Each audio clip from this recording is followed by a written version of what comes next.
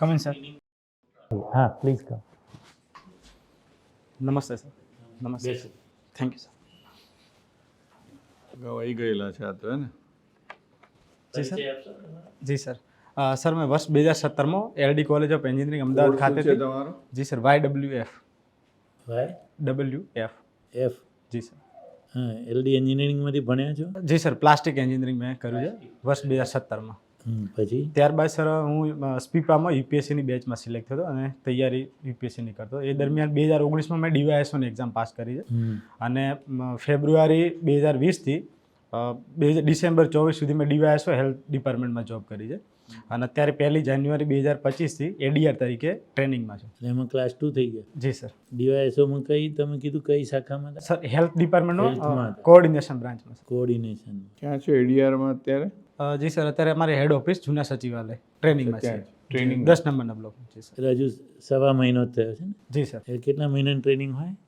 Sir અત્યારે 104 વીકની છે. 104 week? જી sir. એટલી બધી ટ્રેનિંગ? જી સર. અત્યારે સર ટ્રેનિંગનો સમયગાળો ઘટાડવાની વાત ચાલી રહી છે, એટલે એ 52 વીક જેવું કરવાનું છે. એમાં સર 9 મહિનાની અમારે સંસ્થા છે. 2 વર્ષની ટ્રેનિંગ એટલું બધું શું શીખવાડ છે એમ? ક્લાસ 2માં છો ને પાછા? જી સર. એમાં ડિપ્લોમા. ની હોય છે 2 વર્ષ. એટલે અલગ અલગ હોય છે ને લોકો. હા સર, ડિપ્લોમા કોર્સ હોય છે 9 મહિનાનો હા. અને સ્પીપા 45 દિવસ હોય છે અને બાકી સર અટેચમેન્ટ હોય છે જિલ્લામાં અને ગાંધીનગરમાં. એ મને લાગે અહીંયા જ કરાવે છે ને પેલી જી સર. સેક્ટર 29 ને ઉદય પાંસે. ઉદયભવનમાં કોઓપરેટિવનો કોર્સ. ઉદયભાન જે કોઓપરેટિવ ટ્રેનિંગ કોલેજ. જી સર. પ્લાસ્ટિક એન્જિનિયરિંગ તો યુનિક કોર્સ હતો એકદમ. જલ્દી એબ્સોર્બ થઈ જાઓ ક્યાં પ્રાઇવેટમાં ક્યાંક. હા સર. તો કેમ મજા નહીં આવી? કે પ્રયત્ન કર્યો તો કોઈ જગ્યાએ જવા? જી સર, મારો ફાઇનલ યરમાં હતો ત્યાં સર પ્લેસમેન્ટ માટે કંપનીઓ આવી હતી અને એમાં સર મેં પરાગ પેકેજિંગ અમદાવાદ હતું, પછી નેટાફેમમાં આપણે બરોડા બંનેમાં ટ્રાય કર્યો અને પ્લેસમેન્ટ પણ મારું નેટાફેમમાં થયું હતું.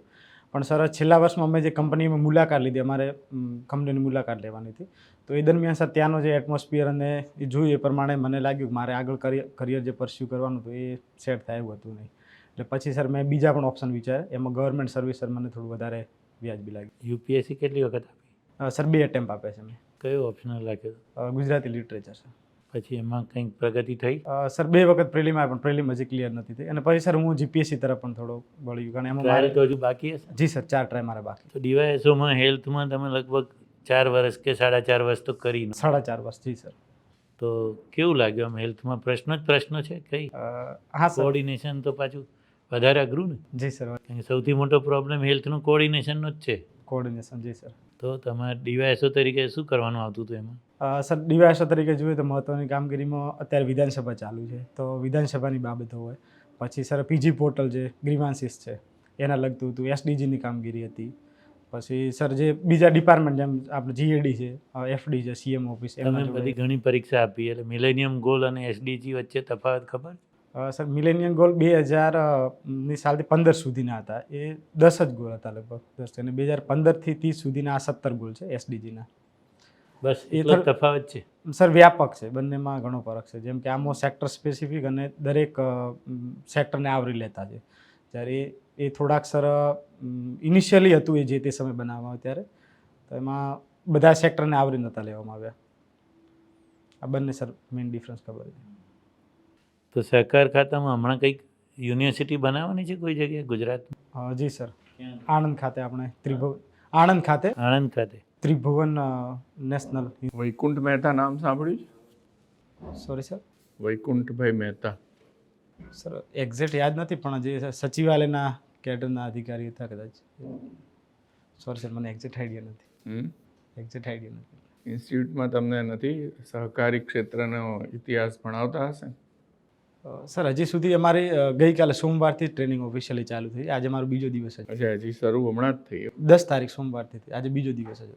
જશવંત મહેતાનું નામ સાંભળેલું છે? જસવંત મહેતા ગુજરાતના સર CM અને પંચાયતી રાજમાં સર એમની કમિટી હતી કદાચ. પંચાયતી રાજની કમિટીમાં. પંચાયતી રાજ? ના સર, સોરી, એ બળવંતરાય મહેતા કમિટી. સારું. સહકારી ક્ષેત્રને બંધારણીય દરજ્જા વિશે કંઈ? સર જે સત્તામાં 97માં બંધારણીય સુધારો જે 2011માં થયો હતો, એના અંતર્ગત સર સત્તા આપવામાં આવે, બંધારણીય દરજ્જો આપવામાં આવે હતો. હા, પછી આર્ટિકલ 19(3) જે સંગઠન જે સંસ્થા રચવાની હોય છે, એના અંદર પણ સર હમણાં સુપ્રીમ કોર્ટે એમાં અમુક જે સેન્ટરના જે પાવર્સ હતા એ ડાયલ્યુટ કરવામાં આવે છે, કારણ કે સ્ટેટ સબ્જેક્ટ છે કોઓપરેટિવ સેક્ટરે. માત્ર મલ્ટી સ્ટેટ જે સંસ્થા હોય એનામાં સેન્ટર કાયદો બનાવી શકશે અને કામગીરી કરી શકશે. એ શું છે multi state cooperatives? Multi state sir એક સ્ટેટથી વધુ રાજ્યોમાં કામ કરતી હોય અને સેવાઓ આપતી હોય તો એ સેન્ટ્રલ ગવર્મેન્ટ દ્વારા એનું રજિસ્ટ્રેશન મોનિટરિંગ બધું કરવામાં આવે. કઈ કઈ સંસ્થાઓ છે એવી? સર ગયા 2 વર્ષ પહેલાં સર જે ફાઇનાન્સવાળો ઇસ્યુ હતું, બેંકવાળી જે પંજાબ કોઓપરેટિવ બેંક હતી એ મહારાષ્ટ્રમાં પણ કામ કરતી હતી. એટલે સર ફાઇનાન્શિયલ સર્વિસીસ. પછી એ સિવાય કઈ કઈ સહકારી ક્ષેત્રની મહત્વની સંસ્થાઓના નામ આપો. સહકારમાં સર જોઈએ તો ગુજરાતમાં આપણે અમૂલ છે જે દૂધમાં કામ કરી રહી છે. પછી સર આપણે સર બેન્કિંગમાં જોઈએ તો ગુજરાત કોઓપરેટિવ બેંક છે. પછી સર બેંગ્લોરમાં દૂધ માટેની નંદિની સર સેવા છે. 2-3 સર મહત્વની સંસ્થાઓ છે. એ ઉપરાંત સહકારી સંગઠનોમાં સર સોરી સર આપણી ગુજરાતની સહકારી મંડળીઓનું એક ફેડરેશન છે કંઈ? સહકારી સર મિલ્કમાં છે સર ગુજરાત કોઓપરેટિવ મિલ્ક તો માર્કેટિંગ તમે ફેડરેશન. જીસીએમએમએફ કહી દીધું, બરાબર. સહકારી મંડળીઓ કહું છું બધી, ગૃહધિરાણ મંડળીઓ, ખેત મંડળીઓ, બરાબર, એ બધી મંડળીઓ. હા સર, એ ગ્રામીણ લેવલે સર સેવા મંડળી હોય છે, પછી ધિરાણની ક્રેડિટ સોસાયટી માટેની હોય છે. એના માટે સર અત્યારે પેક્સની જે અત્યારે ભારત સરકારનું કોઓપરેટિવ સેક્ટર છે એના માટે પેક્સ કાર્યક્રમ સર ચલાવે તમે આ છે. તાલીમ લો છો એ ઉદયભાન ઇન્સ્ટિટ્યૂટ કોણ ચલાવે છે? એ સર ભારત સરકારની સંસ્થા છે અને એમના દ્વારા સાથે કાર્યક્રમ પણ ચલાવે છે કોણ? સર અહીંથી આપણે RCS સાહેબ જ એમના ચેરમેન હોય છે, એટલે એ જ મેનેજમેન્ટ દ્વારા કરવામાં આવે છે. સારું. આ વખતના અંદાજપત્રમાં શું જોગવાઈઓ છે કંઈ વિશેષ? સર જે ડાયરેક્ટ ટેક્સ છે એમાં સર રિફોર્મ કરવામાં આવ્યા છે. શું રિફોર્મ્સ? એમાં સ્લેબ સર વધારવામાં આવ્યા છે અને 12 લાખ એ સુધી સિવાય છૂટ આપી છે. પછી સર બીજો વિષય સારું. મને રાજ્યના કરવેરા ગણાવો ને, પ્રત્યક્ષ અને પરોક્ષ. પ્રત્યક્ષમાં સર કૃષિ વેરો હોય છે, પછી સર્વિસ ટેક્સ હોય છે જે અધિકારીઓ દ્વારા, પ્રોફેશનલ ટેક્સ સોરી સર. પછી સર આપણે ડાયરેક્ટમાં લીકર ટેક્સ રાજ્ય લે છે. પ્રોફેશનલ સર રાજ્ય સરકાર દ્વારા કલેક્ટ કરવામાં આવશે. એ સર મેક્ઝિમમ 200-300 રૂપિયા જેટલું જ હોય છે. 300 રૂપિયા એટલે એટલું સર ડિડક્ટ થતું હોય છે સેલેરીમાંથી. પછી દારૂબંધી જે આપણે લીકર ઉપર જે ટેક્સ હોય છે, પછી જે આપણે અલગ અલગ જે લીકર ઉપર એને શું કહે છે નામ સર મને યાદ નથી. પછી? એના પર સર આ જે અલગ અલગ ગેમ્સ છે, ગેમ્બલિંગ ને બધું, આપણે હોર્સ રાઇડિંગની જે બધી ગેમ્સ હોય છે, લોટરી ટિકિટ્સ, એના ઉપર પણ સ્ટેટ ટેક્સ. કેશ લિક્વિડિટી શું છે? કેશ કેશ લિક્વિડિટી, હા. સર માર્કેટમાં જે આપણે અત્યારે રૂપીસ છે એનું કેટલું સર્ક્યુલેશન થઈ રહ્યું છે ટોટલ, એને સર કેશ લિક્વિડિટી કહેવામાં આવે છે. કેશ લિક્વિડિટી વધે, માર્કેટમાં કેશ લિક્વિડિટી વધે એના માટે ચાલુ બજેટમાં શું જોગવાઈ થઈ છે? સર ઇન્કમ ટેક્સમાં રાહત આપવામાં આવી છે, એટલે 1 લાખ કરોડ જેટલી એક લોકો. ઇન્કમ ટેક્સમાં રાહત. પછી બીજું સર અત્યારે RBI હમણાં જે રેપો રેટ છે એ ઘટાડ્યું છે. કેટલા કર્યા? 6.5 થી 6.25 ઘટાડીને કરવામાં. એનાથી લિક્વિડિટી વધશે. જી સર, એના કારણે લોન સસ્તી થશે એટલે લોકો જોડે ક્રેડિટ છે એ લેવાની ક્ષમતા વધશે. પણ આ બે પગલાં જે છે એનાથી તમે કેશ લિક્વિડિટી માર્કેટમાં વધારશો તો ઇન્ફ્લેશન નહીં વધે? જી સર, ઇન્ફ્લેશન વધશે, પણ જે સર RBIનું જે અનુમાન છે એ આ વર્ષ માટે 4.5નું આપણે ઇન્ફ્લેશન રેટ છે. અત્યારે એના અનુમાન ઉપર નહીં જઈએ. બહુ સિમ્પલ ઇકોનોમિક્સના સિમ્પલ ફોર્મ્યુલા છે. જ્યારે માર્કેટમાં કેશ લિક્વિડિટી વધે અને એકની તમે બે પગલાં તમે લીધા છે કેશ લિક્વિડિટી વધારવા માટે, એટલે to the extent cash liquidity increases in the open market, inflation will increase, yes or no? Yes sir. Increase થશે. તો એને કાઉન્ટર કરવા માટે શું વિચારી શકાય આપણે? તમારે જો વિચારવું હોય કે ચલો આ 2 પગલાં આપણે લીધા, 2 પગલાં જરૂરી પણ છે ને, કારણ કે માર્કેટ તમારી ઇકોનોમીને ગ્રો કરવી છે, જેને આપણે કહીએ એગ્રીગેટ ડિમાન્ડ તમારે ઇન્ક્રીઝ કરવી છે, તો તમારે માર્કેટમાં લિક્વિડિટી વધારવી પડશે. વધારે પડશે જી. બરાબર છે, બહુ બે સારા પગલાં છે. પણ હવે આ બે સારા પગલાં ભર્યા અને આના કારણે ઇન્ફ્લેશન ના વધે એના માટે તમે શું વિચારી શકો છો કે બીજા કયા પગલાં લેવા જોઈએ? કે કેશ વધ્યું આ બે પગલાંથી, તો બીજું શું કરવું જોઈએ કે જેનાથી કેશ રિસ્ટ્રિક્ટ થાય અને માર્કેટમાં પૈસા ઓછા આવે અને ધ રિઝલ્ટન્ટ ઇફેક્ટ ઇઝ કે એની જે નેગેટિવ ઇમ્પેક્ટ ઇન્ફ્લેશન પર પડવી જોઈએ ના પડે. તમે શું વિચારી શકો છો? ટેલ મી. સર અત્યારે સર ઇન્વેસ્ટમેન્ટનો જે પર્પઝ છે, લોકો દ્વારા જે સેવિંગ વધારે થાય, જે ગવર્મેન્ટ જોયું છે કે સૌથી વધારે અત્યારે સેવિંગનું પ્રમાણ બહુ ઓછું છે પબ્લિકની અંદર. અને બીજું સર ઇન્વેસ્ટમેન્ટ, જે પ્રાઇવેટ સેક્ટરનો જે ઇન્વેસ્ટમેન્ટ છે એ જો વધે તો આ માર્કેટમાં જે પૈસો છે થોડોક સર્ક્યુલેશન જે બચત છે. એ તો આપણી ઈચ્છા છે, એ તો આપણી ઈચ્છા છે, આપણે તો ઘણું બધું ઈચ્છીએ પણ એ પ્રમાણે થતું નથી ને. જી સર. પણ આ તો એક ઇન્સ્ટ્રુમેન્ટ છે કે બે આવા ઇન્સ્ટ્રુમેન્ટ છે કે જેનાથી માર્કેટમાં જે પૈસા છે, પૈસાનો ફ્લો છે એ આપણે થોડું કંટ્રોલ કરી શકાય. વિચાર આવે છે? સર બીજા ટૂલ છે આરબીઆઈના, જેમ કે બોલો ને. ઓપન માર્કેટ ઓપરેશન છે, પણ એ સર મોટા પાયે થાય છે, એ પબ્લિકને ડાયરેક્ટ ઇમ્પેક્ટ થતું નથી. તમે કેશ રિઝર્વ રેશિયો વિશે જાણો છો? જી સર, કેશ રિઝર્વ રેશિયો એ શું છે? એ સર આરબીઆઈ દ્વારા જે બેંકો જોડે જે ટોટલ મની આવે છે એમાંથી 4% જેટલું રિઝર્વ રાખવાનું હોય છે, જે આરબીઆઈ જોડે તમે જમા રાખવાનું. આરબીઆઈ એ કેશ 4% કે છે, બરાબર? હું એમ કહું કે ચલો 4 ને હવે 5.5%. જી સર. હવે દરેક બેંકોએ, કમર્શિયલ બેંકો કેટલા 5.5% મારી પાસે રાખવા પડશે. તો બેંકો પાસે પૈસા,